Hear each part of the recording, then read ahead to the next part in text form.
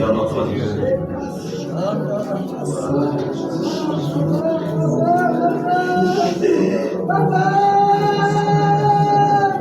Tu es celui qui vit et qui règne à jamais. Tu es celui dont le règne n'a pas de fin. Au-dessus des trônes, au-dessus des royaumes, au-dessus de ceux qui s'abaissent sur la terre, dans les cieux, sous la terre, incomparable, unique à son genre. Oh, tu es Dieu, tu vis l'éternité, en éternité. Dieu s'allie dans les pans de la robe, remplis sa Seigneur ce matin. Dieu s'allie, Père, tu viens pour opérer les corps ce matin. Viens,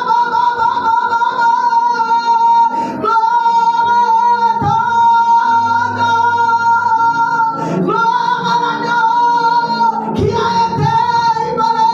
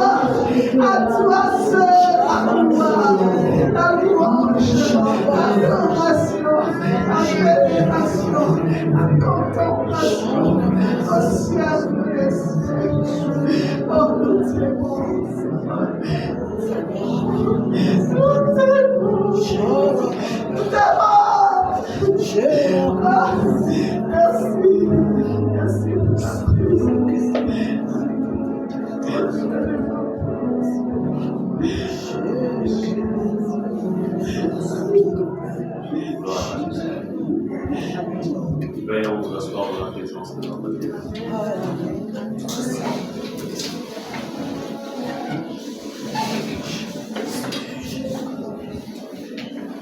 Béni soit le Seigneur.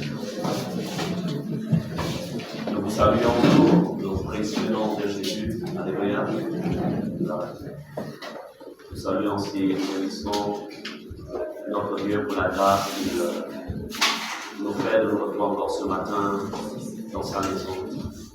Il est merveilleux notre Dieu. Nous allons trouver Ruth qui est là. Bonjour Ruth, ça va? C'est à toi? Ah. Et là, tu es arrivé quand? Tu es en feu. Comment ça va? Ah? Génaï. Ah. Je ne peux pas répéter ça. Oui, c'est le docteur Maïbel. Est-ce qu'on peut appeler le Seigneur?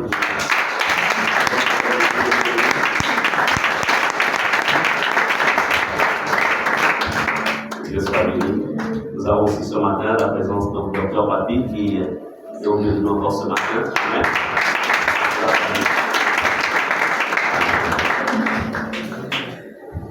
Nous avons l'ancien Yannick qui est parti sur bord ce matin. Donc, ça m'a demandé la permission de l'accompagner. Je dis, je comprends. Je comprends. Ils sont partis. Donc, c'est pourquoi l'ancienne Emma n'est pas au milieu de nous ce matin. Elle a accompagné sa route. Si elle aurait été là ce matin, c'est sûr que le nez aurait été plein de larmes. L'absence de sa moitié. Alléluia. Ok.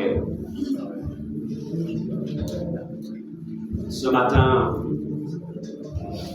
vous savez que le Seigneur, en début d'année, nous a donné donc une pensée.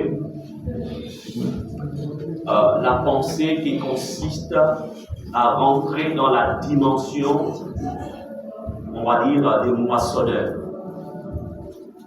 La pensée de la moisson. Vous savez, le tout n'est pas de relâcher les pensées, mais il faut que nous arrivions à mettre en application ce que le Seigneur nous demande de faire. Et il ne peut pas y avoir, on ne peut pas faire ce que Dieu nous demande de faire, excusez-moi pour cette tautologie, si nous n'avons pas, en fait, l'équipement qu'il faut. C'est pourquoi, ce matin, je vais vous enseigner ou je vais échanger avec vous sur la nécessité de revêtir, la nécessité d'avoir le zèle de l'évangile comme chaussure. Vous savez, l'armure que Dieu nous a donnée, dont l'apôtre Paul avait reçu tout le contenu, c'est lui, l'apôtre Paul, à qui Dieu a enseigné que l'Église doit être revêtue d'une armure. Amen. Amen. Est-ce qu'on peut répéter armure? Amen. Que marche au quotidien.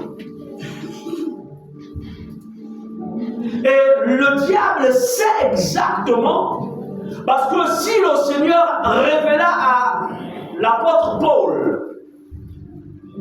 ce revêtement dont que le chrétien doit être revêtu, ce qui voudrait dire que si nous n'avons pas ce revêtement, en fait, nous sommes exposés.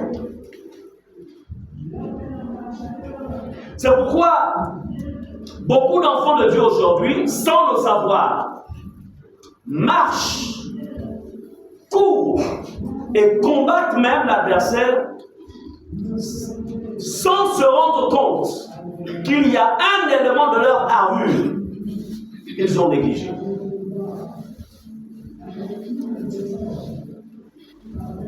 Lorsque nous voyons parfois nos forces de police aller intervenir là où il y a des émeutes, vous ne verrez pas un policier ou un gendarme avoir toute sa tenue sans pourtant qu'il ait des rangers. C'est-à-dire des chaussures adaptées. Est-ce que nous sommes ensemble? Amen. Ils ne mettront pas des souliers, ils ne mettront pas des babouches, mais ils mettront une paire de chaussures appropriées, leur permettant de marcher partout, ou même sur les tessons de bouteilles, sur des points, qu'importe aux gens l'obstacle, même dans le feu, ils sont capables de traverser avec ces chaussures-là, sans pourtant que leurs pieds ne soient inquiétés. Un militaire, un soldat, peut avoir une arme de pointe. Il peut avoir son casque protecteur. Il peut avoir même son bouclier. Mais si ces chaussures ne répondent pas aux normes de sécurité, il aura du mal à intervenir. Il aura du mal à repousser les agresseurs avec efficacité.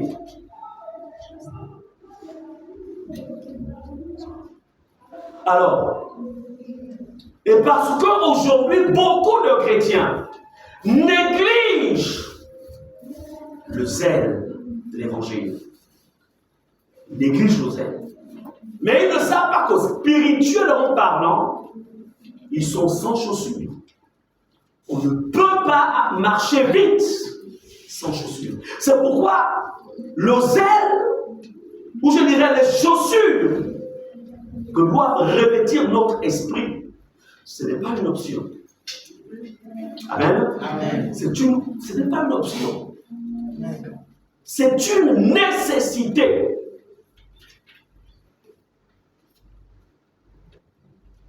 Alors, ce qui fait que plusieurs, parmi vous, je ne dirais pas la mention, parmi vous, il y a plusieurs aujourd'hui qui ont des blessures aux pieds. Pour avoir marché sur les tessons de bouteille que le diable a mis sur nos anges. pour avoir piétiné une pointe. Plusieurs ont des chaussures, ont des pieds, en fait, endoloris. Et ce qui fait que, sans chaussures, on ne peut pas marcher vite. Votre marche avec Dieu est liée à la qualité de vos chaussures. Vous savez, le problème avec la nouvelle alliance, c'est que tout est devenu spirituel. Hier encore dans l'ancienne alliance, en fait, les adversaires d'Israël étaient physiques. Et de manière physique, ils pouvaient aussi revêtir leur armure avant d'aller en guerre. Mais dans la nouvelle alliance, tout est esprit. Amen. Amen. Quand bien même ces tenues-là qu'ils portaient dans l'ancienne alliance, ce n'était que l'ombre de ce qui devait se vivre dans la nouvelle alliance. Bien aimé, le message de ce jour vous montrera la voie par excellence qui vous permettra d'avoir à vos pieds ces chaussures dont l'apôtre Paul avait reçu la révélation de la part de notre Seigneur Jésus-Christ. Ce n'est pas une option, c'est une nécessité. Allons dans Éphésiens 6, versets 11 et 15. Il va être question que chacun d'entre vous se réapproprie ses chaussures spirituelles, ses rangers spirituels. Je veux dire Éphésiens 6, versets 11 et 15. Il est écrit, revêtez-vous de toutes les armes de Dieu, afin de pouvoir tenir ferme contre les ruses du diable. Verset 15. Mettez pour chaussure à vos pieds le zèle que donne l'évangile de paix. Mettez pour chaussure à vos pieds le zèle que donne l'évangile de paix. Donc ici, Paul, l'homme de Dieu, n'oublions pas que un peu plus tôt, il va avoir la grâce d'être enlevé et se retrouvera en fait au 3e ciel, où il verra des choses. En fait, le Seigneur va lui montrer certaines réalités. Que nous, des réalités que l'écriture de tous les temps, ces réalités qui seraient utiles, non pas pour ceux de sa génération, même pour nous qui sommes de la génération présente, et si Jésus tarde à venir, pour ceux de la génération future. Les choses que Paul enseigne ici, Dieu les lui a montrées. C'est l'un des rares apôtres à avoir une connaissance sur le fonctionnement du monde cosmique, du monde des esprits. Il va avoir une connaissance. Et cette connaissance nous sert aujourd'hui. Amen. Amen. Bien-aimés, quand la Bible parle du zèle de l'évangile, là-dedans, il est aussi question en fait de comment conduire une âme à Christ. Comment conduire une âme à Christ? Conduire une âme à Christ n'est pas d'abord une spécificité des évangélistes. Non. C'est une spécificité de chaque enfant de Dieu. Chaque enfant de Dieu doit être capable de conduire une âme à Christ. Tu dois être capable. Que tu sois élève, que tu sois à l'université, que tu sois dans le monde professionnel, tu dois être capable. À chaque fois que tu le feras, ça renforce tes rangers spirituels. Amen. Moins tu le fais, ça t'affaiblit. tes chaussures s'affaiblissent et tu demeures sans chaussures. Comment?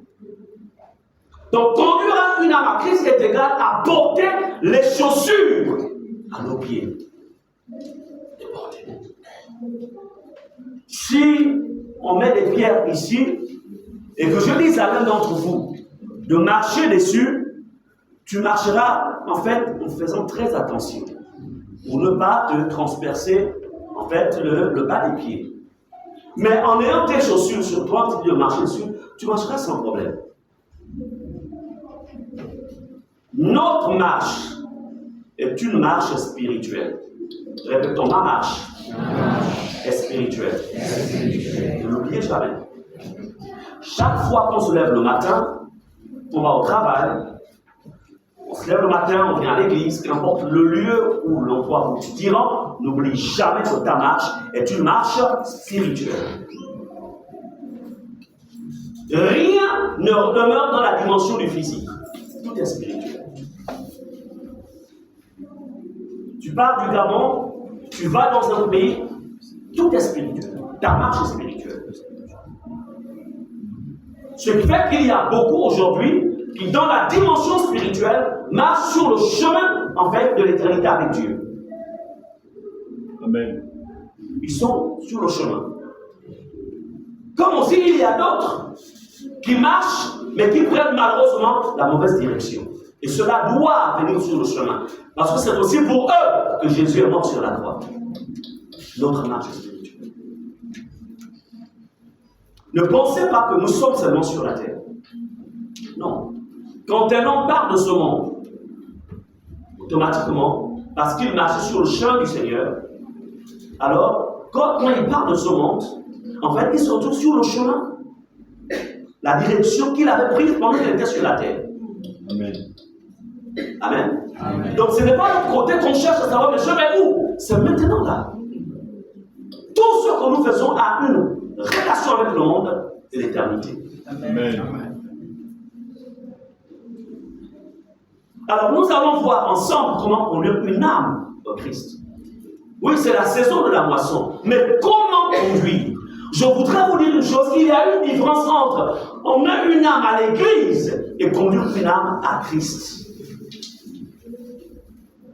Tous, nous avons eu l'occasion, bon, surtout pour ceux qui ont des véhicules, on a eu l'occasion d'aller chez le garagiste. Mais aller chez le garagiste ne veut pas dire en fait qu'on ait une voiture.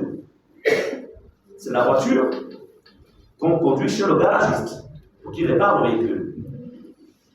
C'est pour dire quoi? Quelqu'un peut venir à l'église, mais cependant ne pas être sauvé.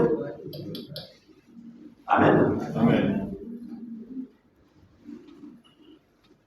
Donc, notre vocation consiste d'abord à conduire les âmes à Christ. Et une âme qui a été conduite à Christ depuis votre maison, depuis le quartier, il sera plus facile pour cette âme de venir dans la maison comme il dirait, viens avec moi à l'église. Mais il sera difficile parfois à quelqu'un que tu invites à venir, viens, parce qu'elle n'appartient pas encore à Jésus. Est-ce que ça veut dire qu'on ne doit plus les inviter? Ce n'est pas ce que je veux dire. Mais c'est pour faire comprendre qu'il y a une différence. Il y a des choses qui peuvent être faites depuis la maison maintenant. Si l'occasion nous est présentée, ou si la personne a des bonnes dispositions pour venir à l'église, il n'y aura pas de problème. Il faut qu'à nouveau l'Église, il faut qu'à nouveau le chrétien se réapproprie, en fait, capacité de faire en sorte que les âmes, on les fasse connaître Christ depuis le quartier. On les fasse connaître Christ depuis son bureau. On les fasse connaître Christ depuis dans l'école. On les fasse connaître Christ. Amen. Amen. Et tu le renforces. Ton armure se renforce. Ton armure se renforce. Bien-aimés, nous allons voir ensemble, comme je disais, comment conduire une âme au Christ. Déjà, il y a 3 exigences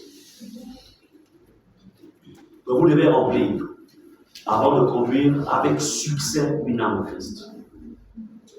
Il y a 3 exigences. Votre vie, la première exigence est la suivante. Vous devez avoir une vie pleinement cédée, purifiée et remplie de l'esprit. C'est-à-dire une vie qui est abandonnée à Christ. Votre propre vie doit être abandonnée à Jésus.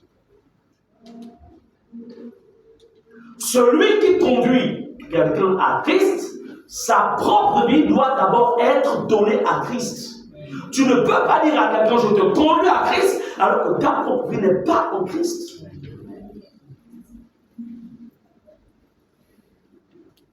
Ta propre vie, tu dois avoir une vie purifiée, c'est-à-dire le sang de Jésus t'a purifié et le péché n'a plus de pouvoir sur toi.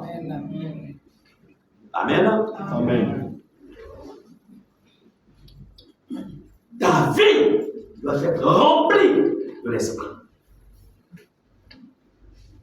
Allons-y dans Romains 6, verset 13. Je vais lire la parole. Nous lisons ce qui suit. Romains 6, verset 13.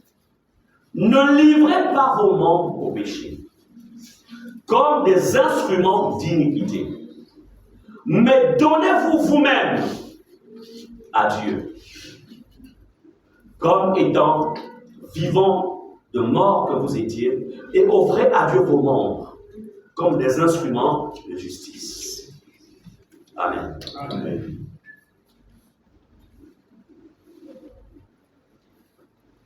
Tu ne peux pas moissonner tant que tu n'as pas l'équipement qu'il faut pour moissonner. Ta vie. Aujourd'hui, pourquoi il y a beaucoup d'échecs dans l'évangélisation? C'est parce que les personnes, les instruments ou les outils que le Saint-Esprit est censé utiliser ne sont pas en fait des instruments qui se sont donnés à Christ. Vous savez, les êtres humains que nous sommes des esprits vivant dans des corps matériels, ayant une âme. C'est-à-dire que dans le monde de l'esprit, en fait, on est reconnu. Est-ce que vous comprenez cela? On se reconnaît les gens. C'est-à-dire qu'il y a une connexion qui se fait. Celui qui est en Christ, qui remplit déjà cette condition, quand elle s'approche de quelqu'un qui n'est pas en Christ, en fait, l'esprit de la personne qui n'est pas en Christ sera dans une position d'infériorité. Parce que Christ a la prédominance sur toi. C'est pour dire que Daniel avait un esprit supérieur. Ce n'est pas que Daniel était supérieur, mais Daniel, de par sa relation, sa marche avec Dieu, en fait, avait un esprit supérieur. Amen. Vous savez, il m'est souvent arrivé, moi quand je relis, j'ai tous mes papiers, tous les papiers qu'il faut. Quand je tous les papiers, j'ai mon assurance, j'ai ma petite technique, j'ai tout. Mais il arrive un moment, parfois je teste un peu la présence de Dieu en moi. Parfois, bon, lors d'un contrôle, on arrête. Monsieur, vos papiers. Vous savez, ces gens-là, ils ont la capacité de lire entre un faux et un vrai. Ils savent ça. Ils sont formés pour ça. Parce qu'ils savent lire, ils savent lire à travers les yeux. Autrement, je dis, bonjour monsieur l'agent, pour vous le respect. Bonjour monsieur l'agent. Pasteur, je sais. Ah, pasteur, ok, merci. Mais je peux vous dire une chose, si j'étais un faux, vous direz, laisse-moi ça.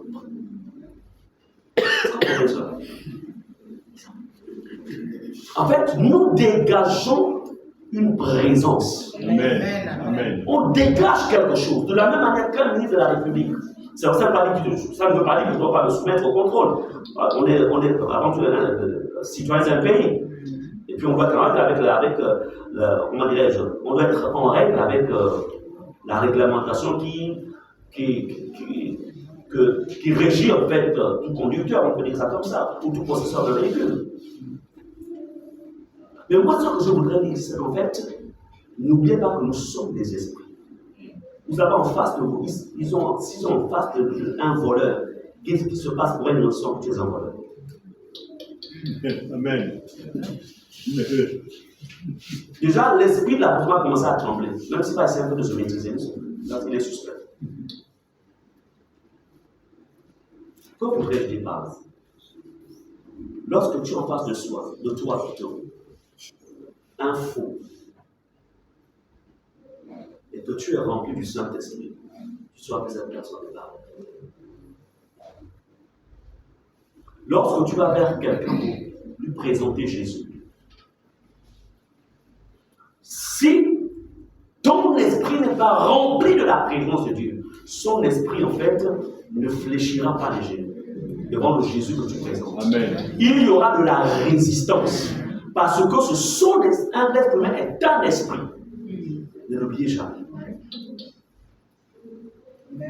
Donc, ce qui fait qu'aujourd'hui, il y a de moins en moins de personnes dans les églises qui attirent les gens à Christ.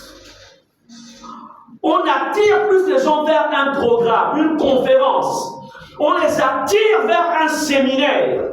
On les attire vers une thématique. Mais on attire plus les âmes vers Jésus. C'est pourquoi il faut qu'on revienne.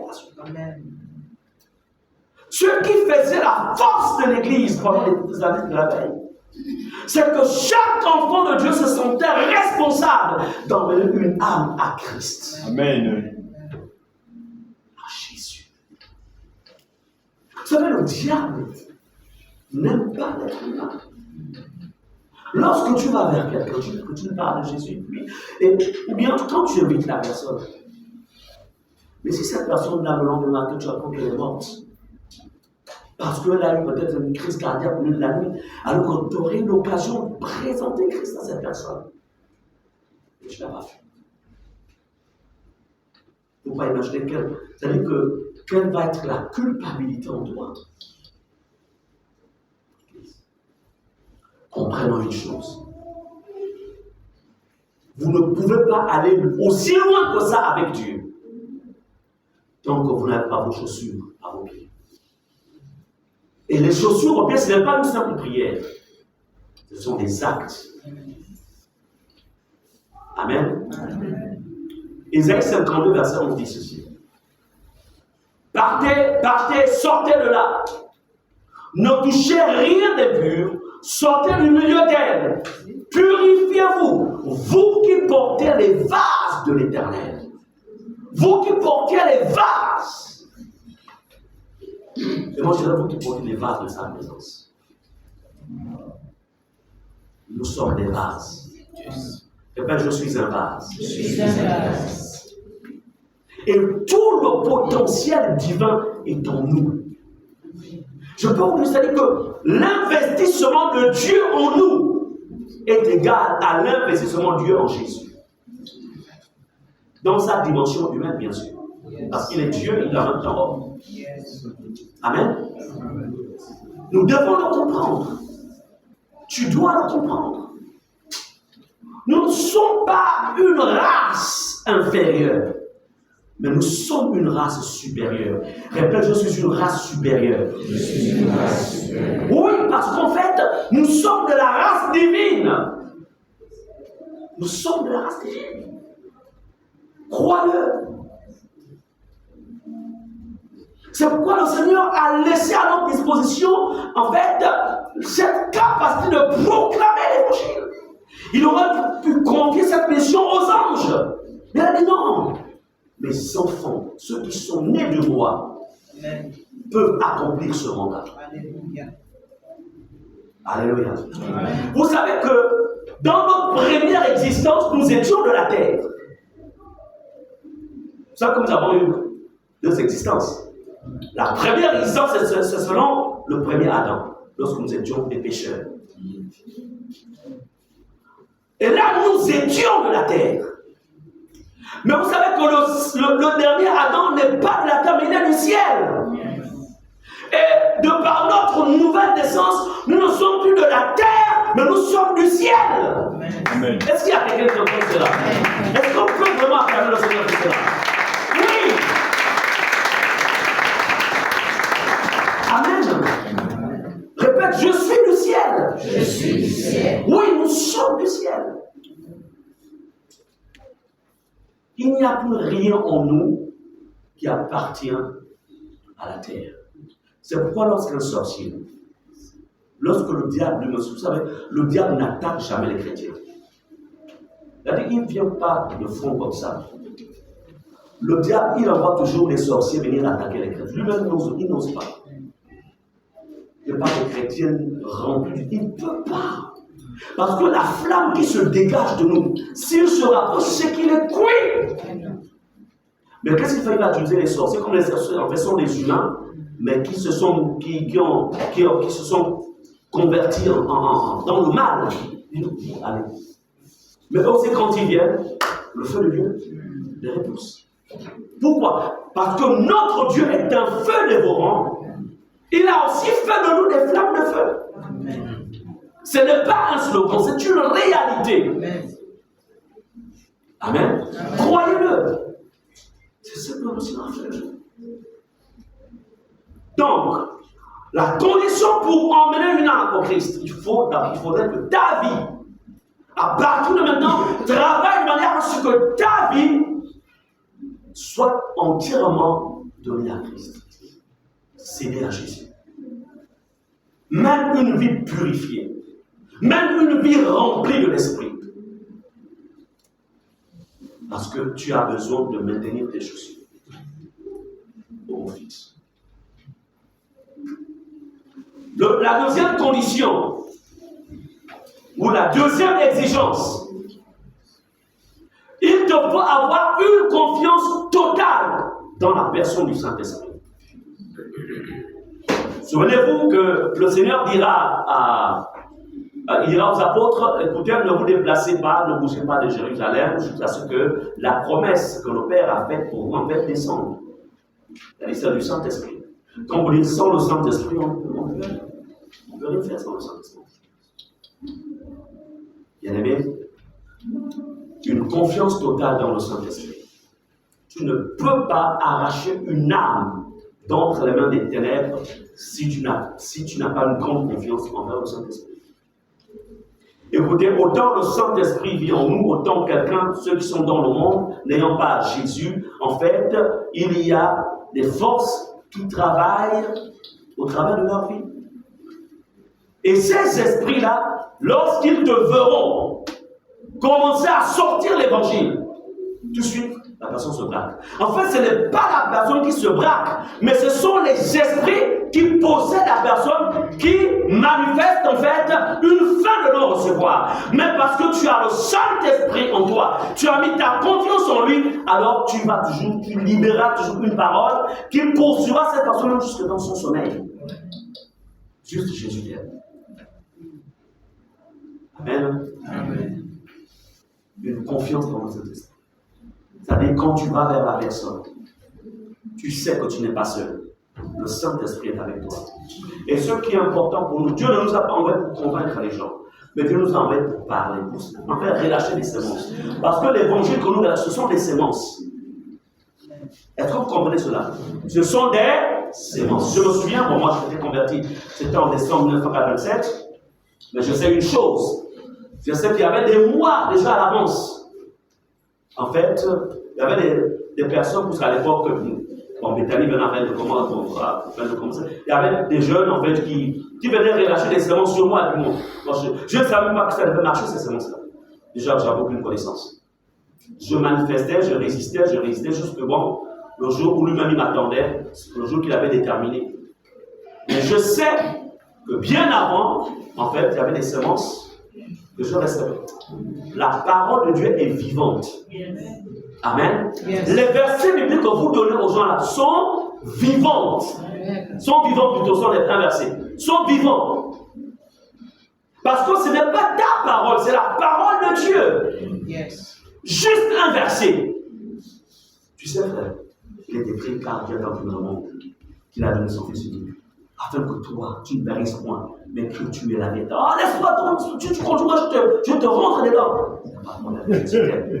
Amen. Amen. La vérité, c'est que tu as déjà relâché quoi? Une séance.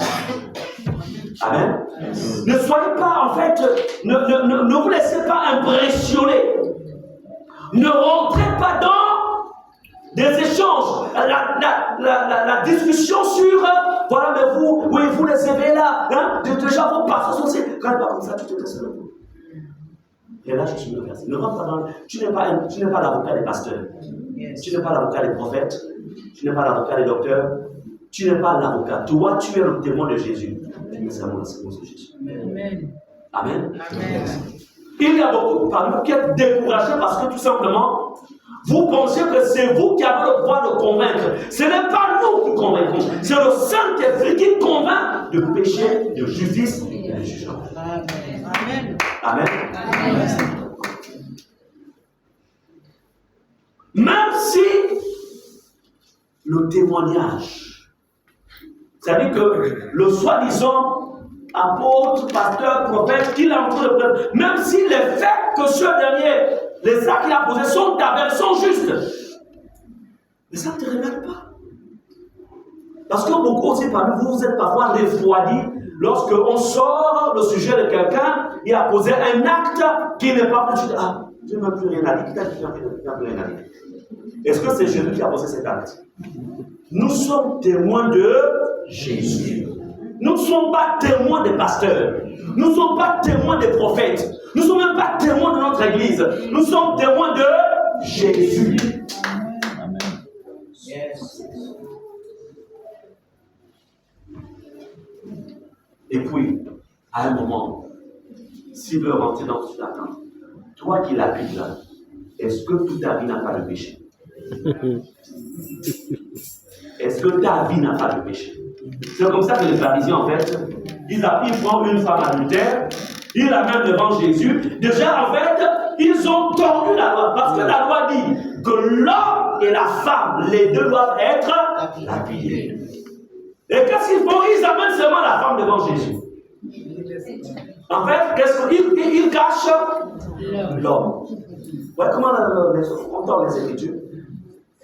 Je dis non, ça c'est ok. Même si vous avez tordu les Écritures, mais tout lequel parmi vous est sans péché. C'est pourquoi ce n'est pas le temps de la condamnation. On n'a pas reçu un ministère de condamnation. Amen. Nous avons reçu un ministère de libération et de réconciliation. Amen. Ne rentrez pas dans ces choses-là. Ne rentrez pas dans ces choses. Bien-aimés, ce n'est que lorsque nous expérimentons la direction contraignante et restrictive dans nos vies que nous serons utilisés comme gagneurs d'âme. Nous ne pourrons pas accomplir cette œuvre si nous manquons de sagesse. La troisième exigence, déjà, prenez le verset qui soutient cette pensée, c'est Proverbe 11, verset 30. Alors, nous avons quand même une lectrice qui a été loin du Saint-Esprit dans ce ministère. Alors, je ne sais pas trop pourquoi tu es allé t'asseoir là-bas. Bon, mais depuis là-bas, donc tu vas nous envoyer le message ici. Dis-nous, Proverbe 11, verset 30. David déclare: le fruit du juste est un arbre de vie, et le sage s'empare des arbres. Amen. Le verset dit: le sage s'empare des arbres. À chaque fois que tu amènes une âme à Jésus, sache que tu fais partie de la dimension des sages. Emparez-vous des arbres. Le sage s'empare des arbres. Le diable a réussi à créer en fait une forme d'individualisme spirituel.